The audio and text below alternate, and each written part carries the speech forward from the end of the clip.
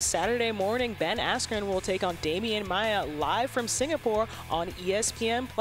Askren's entrance to the UFC held high expectations. When he enters the octagon for the third time this weekend, it will be with a 1-1 record. Ariel, how do you grade Askren's UFC career so far? Honestly, I still think it's been an A+. Yes, I know he kind of I got by the skin of his teeth against Robbie Lawler, but that was the perfect sort of way for him to be introduced. It was a little controversial.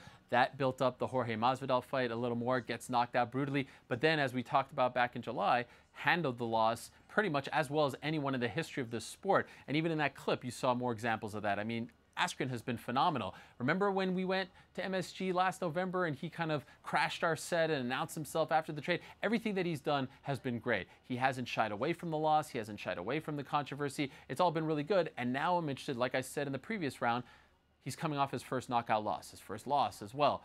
And I'm really curious to see how he responds. And I really think that this is the perfect fight for Ben to return to. Not only is it happening in Southeast Asia, where he's familiar, fighting over there for one championship back in the day, but he's fighting a guy who is not going to knock him out, let's be honest, but a guy who has a very good grappling pedigree, one of the best BJJ practitioners of all time. 13 submissions, Demian Maia. I don't need to tell you about his resume. Going up against Ben Askren, this may be a hardcore fan's dream. Maybe a lot of, scintillating highlights on the feet won't result from this fight.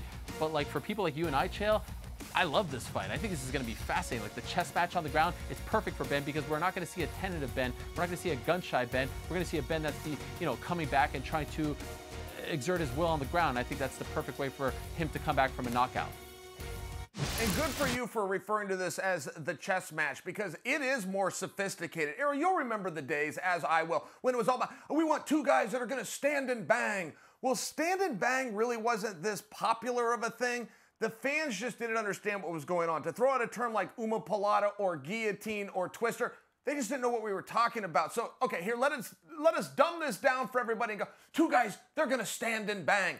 This is a representative. The fact that the UFC has made this a main event and it's going to live on the worldwide leader of ESPN and you have two grappling heavy guys, this is a tip of the hat to the fans. You are now respected. You have now graduated. You are now educated and sophisticated enough within the sport in the intricacies of the techniques that we're going to reveal this for you to sit back and enjoy. I will say this. X's and O's real fast. Look, Ben Askren's going to get on top. I think that we can agree on that. Demian Maia, though, so many people when it comes to jiu-jitsu, they think it's either about you're on top or that it's you're on bottom.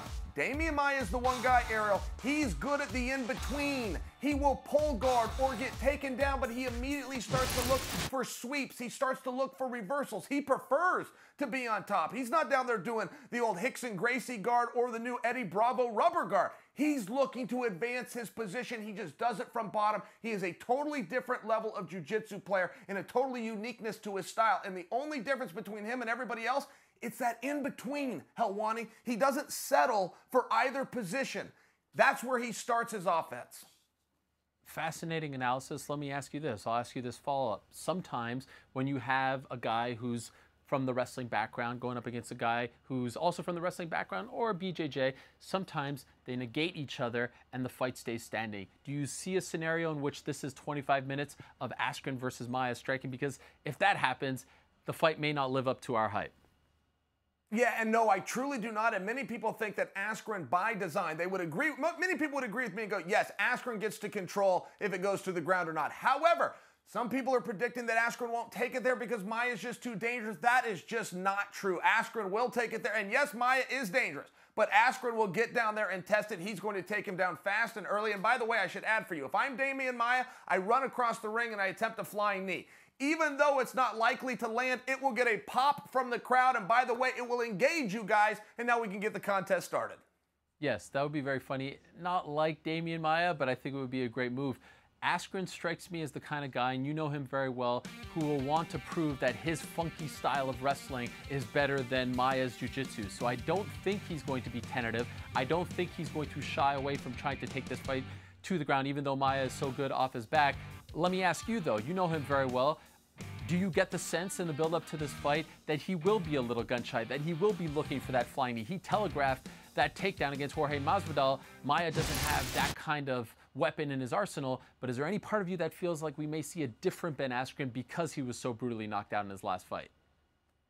Historically speaking, the answer is always yes, right? When a guy gets knocked out, he just never quite comes back the same. But I don't know if I see that with Askren. I mean, this is a competitor. Even though he had this big, beautiful, and unblemished MMA record, Ariel, he started in the wrestling world. He lose matches all the time. He couldn't go a month without losing a match to somebody, but he'd rebound. He knew when to peak. He knew how to do it. This is a guy that can come back. And no, in short, no, I don't think it's going to affect Ben. I think you've got a real competitor here.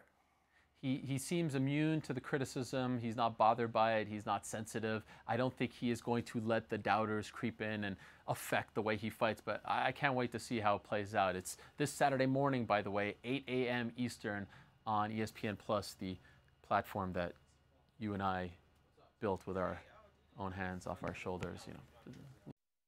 Hello, everyone. It's Ariel Helwani. I just came here to thank you for watching our ESPN YouTube channel. It's the best. You know what else is the best? The ESPN app. You can get highlights, analysis, all that stuff and more. And if you want premium content and live streaming sports, there's only one place for all of that. It's ESPN+.